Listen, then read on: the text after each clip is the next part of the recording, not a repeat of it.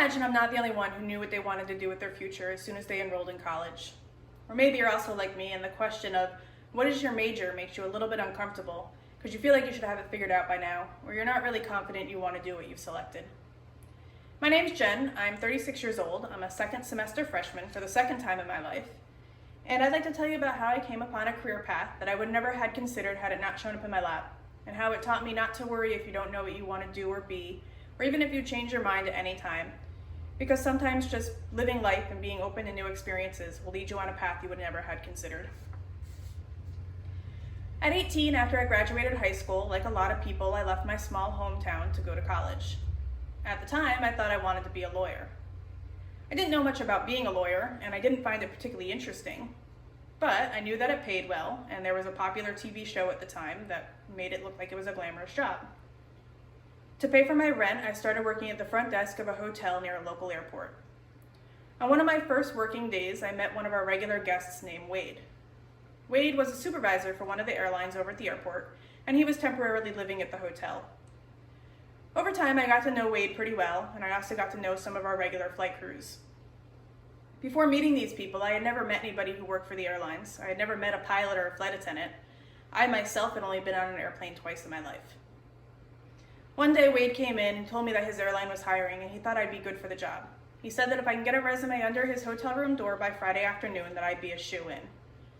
I didn't actually know what the job was. In fact, I didn't know what the job was even when I found myself in a training classroom in Houston, Texas a few weeks later. But I knew at that time it was an opportunity I didn't want to miss.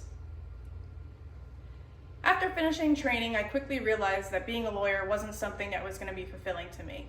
I didn't want to spend my life working in an office staring at the same four walls, and I'm not very good at confrontation.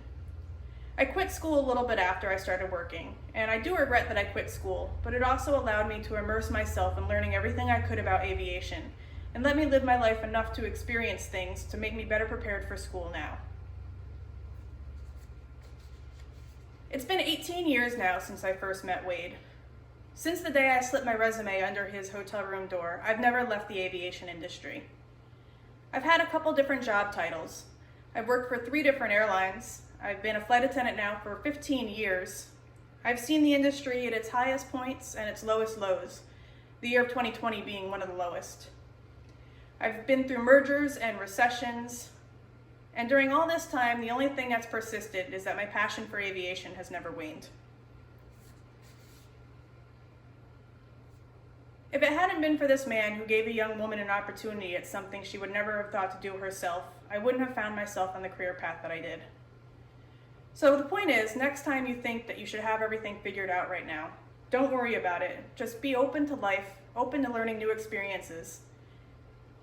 And if you have to, remember the story of a girl who had only been on an airplane twice before she realized she belonged in the sky.